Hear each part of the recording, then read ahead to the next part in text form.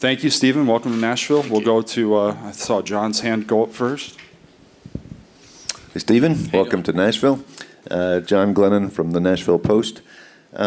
Curious, I know it's been a while since you played center. I'm wondering if there's any chance in your mind of maybe making a return to center in the offing. Has there been any talk of that, or are you probably more likely to stay on the wing as you start out here? Yeah, great question. I think I would definitely be open to going back to that position. It was a position that I played for a long time.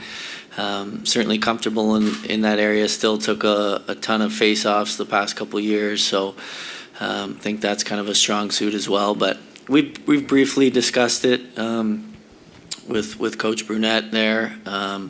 Obviously a long time before we get into the logistics of those things, but certainly would be something that I'd be open to if the team needed me to play that position. Jill? Hey, Stephen. Jill Jelnick, Fox 17. Welcome to Nashville. Wanted to talk a little bit about the power play. Improving the power play was a big emphasis for the Preds last season, with you coming from the top power play unit in the league and then also scoring at least 10 power play goals the last 7 seasons. What is it specifically about your game that helps you separate from others when it comes to that unit?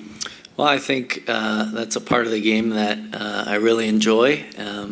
It's certainly a part of a team that special teams is huge, especially in today's game with the amount of opportunities that you get. So you see it, especially come crunch time in the playoffs. You know, it can win you a series, it can lose you a series. The PK and PP are certainly very important.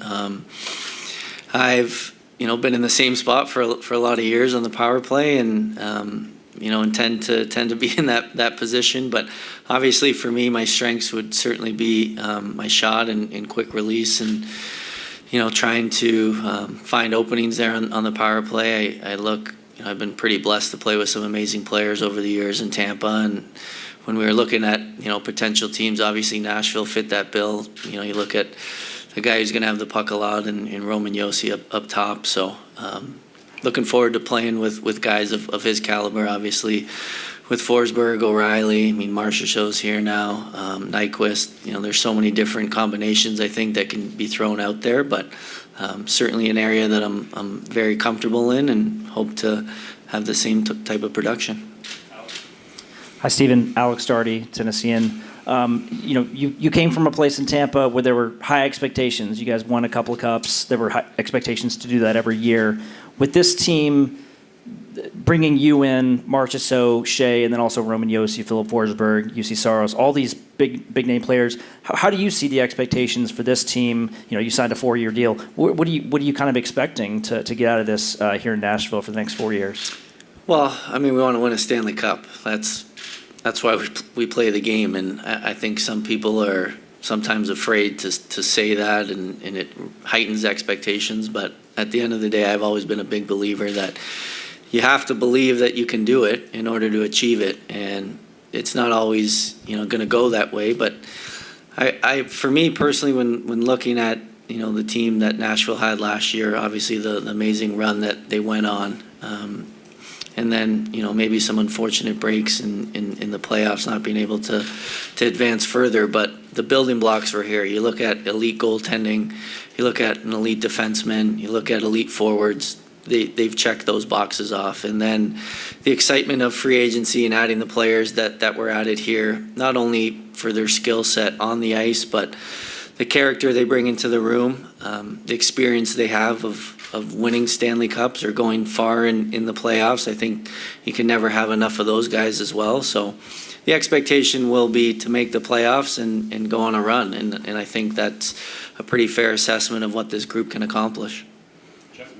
Hi, Stephen. Jim Diamond, Associated Press. You mentioned some of the on-the-ice considerations. Off the ice, when you're making a big decision like this, what are the discussions with your family, your wife and kids about making a jump to a new city, especially maybe even a Western Conference team where you're maybe away from home a little bit?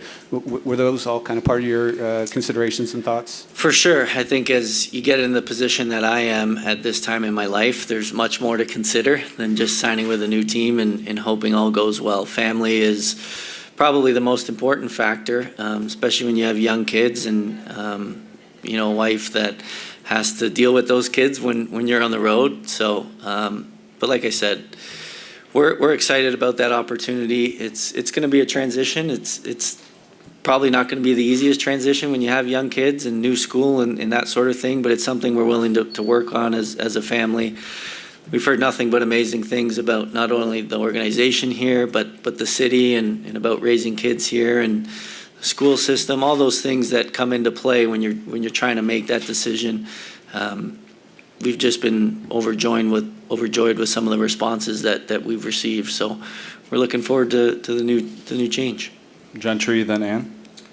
Yeah, hey, Stephen Gentry Estes from the Tennessean. When you were deciding where the destination was going to be, kind of going back to the question about contending, how important was a clear commitment to contending right now, to know that you're going into a team that was capable of making a cup run right away? Yeah, that is certainly near the top of the list. Like I said, obviously your family considerations are something that are extremely important. And then it's, okay, are you going to go to a team that is going to give you a chance to go on a run and hopefully win a Stanley Cup one day? So I've been so fortunate to have, won a championship before and know how hard it is to get there and the experience that comes along with that. And we've added some players that have done that as well, and I think that's just a contagious attitude that we can have in this dressing room. And something that I spoke to Trotzy about at length was, we want to come here and give ourselves the best chance to win. And I think everyone saw that with how aggressive the team was in free agency, and we have a lot to be excited about. Zach, over by me. Zach Gilchrist, NashvillePredators.com. Stephen, obviously a big week for you here at the rink, but away from the rink with your family, is there anything that you're looking to check off the list personally? Yeah, I think just getting the kids settled in is something that you probably stress out the most, although they seem to probably be the most adaptable ones of us all when it comes to these situations. So I think it'll just be a little more stressful for my wife and I than it will be for them. But just getting them settled in school, getting into a great neighborhood. Like I said, we know some people here, obviously. Luke Shen and his wife Jess have been amazing in helping us get settled in. They've been in constant contact with us. Obviously, the McDonough situation pretty much flip-flopping. They had amazing things to say about this city and this organization as well. And Marcia So played with them in Tampa for a little bit. So there's so many different connections, and like I said, so many familiar faces away from the rink too that we've seen so far, with people coming over from the Lightning organization, and that's always helpful when you're in an unfamiliar situation like we are right now. So it's been really smooth so far. I'd say after the first week of just digesting everything that went on, the excitement is real now, and we're looking forward to making the move here, hopefully at the beginning of August. Stephen, Nick Keyser from 102.5 The Game. Just want to go back over to hockey, back on the power play more in mind here. When you think of the power play, what's one thing or one key phrase when you want to have a successful unit? What's something that you are looking for consistently? Because this is a group that has had that some from the last season, but what do you hope to add? Well, For me anyways, I've always been kind of the shooter on the power play setups, but I think the more you get to watch, the more maybe some of the playmaking will become evident in my game that maybe gets overshadowed by the shooting aspect. I think for me, we were fortunate in Tampa to have a unit that stayed together for a really long time, and I think that's an important aspect, is just trying to create that chemistry where guys are just putting pucks into areas without having to really think. For a good power play, a lot of it has to do with puck retrievals, knowing where the puck's going to be, knowing where your players are going to be to put them in a position to retrieve those pucks, ultimately break down the penalty kill. The longer they're in the zone, the more tired they are. That's when those seams really open up, and you find those cross-ice passes, the backdoor passes.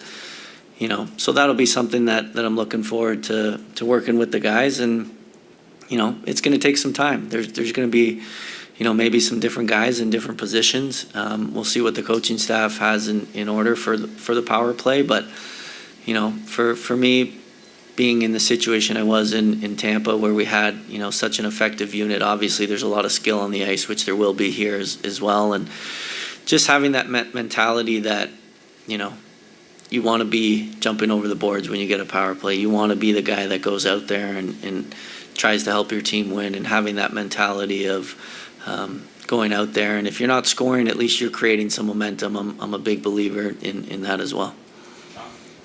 Yeah, Stephen, John Glennon, Nashville Post.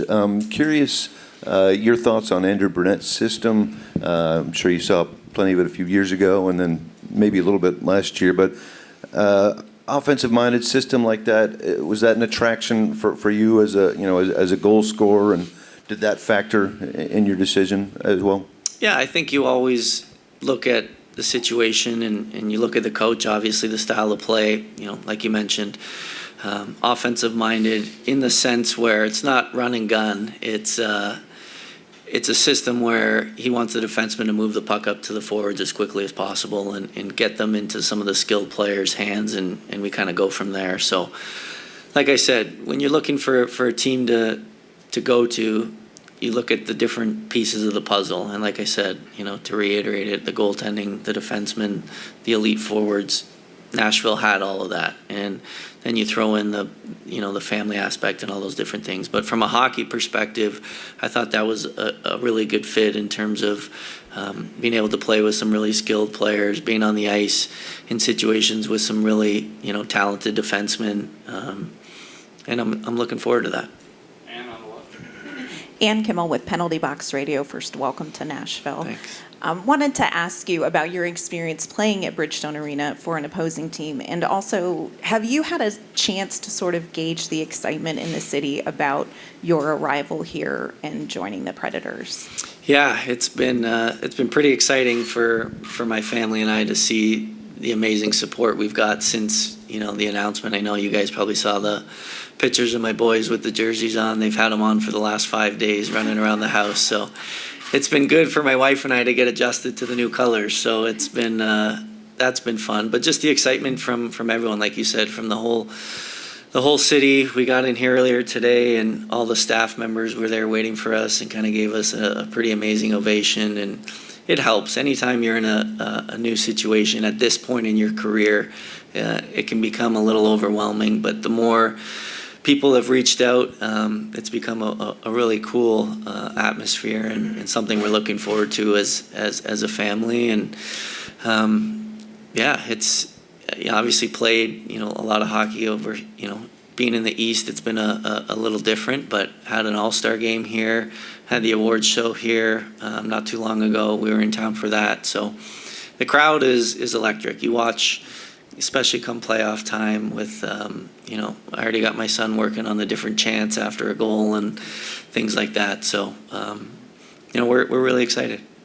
Alex, straight ahead. I wanted to ask about, you had an interview a number of years ago where you demonstrated your ability to remember your goals in great detail. And I wondered if you still had that ability. You've scored quite a few goals since then, but I wondered if you still had that ability. Yeah, for the most part, if I can kind of remember the game or which kind of goal it was, I have a pretty keen sense of who made the play or who passed it, who had the assist, things like that. I think it's just like anything. If you have a really big passion for something and something you really love and you get to experience it and you have those feelings of joy and rush, and like those moments stick with you. And obviously goal scoring for me has been something I really enjoy doing, and for the most part can remember a lot of them, yeah. Do you remember the goal from November 19th, 2022 here in Bridgestone? November 19th, so was that...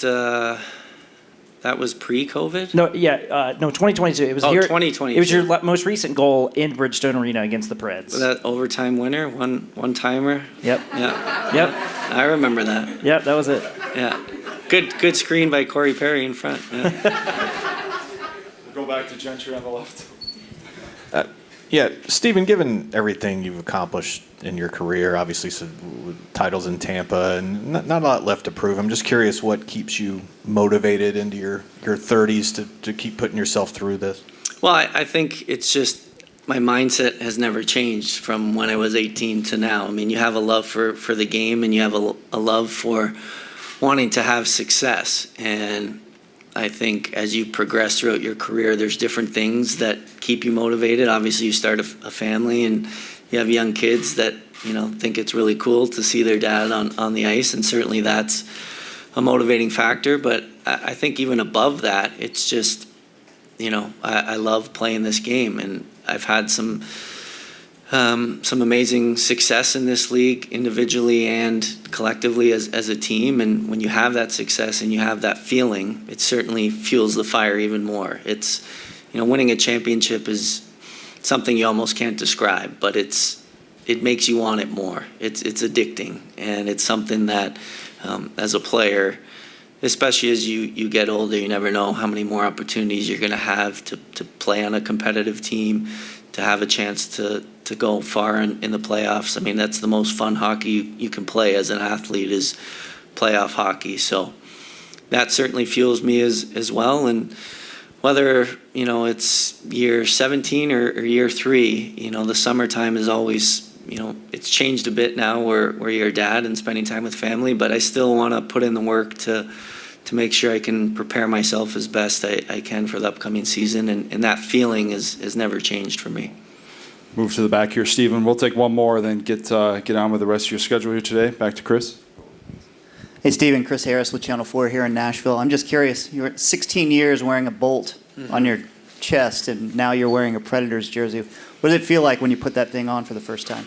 Yeah, I mean, just seeing the logo here, it's different. I'm not going to lie. It's something that when you're so used to something, you've been ingrained with that color pattern over the years. Even when we signed and people do the mock-ups and photoshops of you in the jersey, it took a little time to get used to. But like I said, that's normal. That's part of that process of, like I said, kind of the shock and awe of the first week and letting that play out, and then the excitement starts to build, and you start picturing yourself, playing a game in a different atmosphere, and the fans, and just being in an organization, that really went out of their way to try to, entice me to come be here. That means a lot to me and my family, to have the support and the belief in me as a person and as a player, and that plays into the decision making as well. But I think the more we see the colors and the jerseys and just the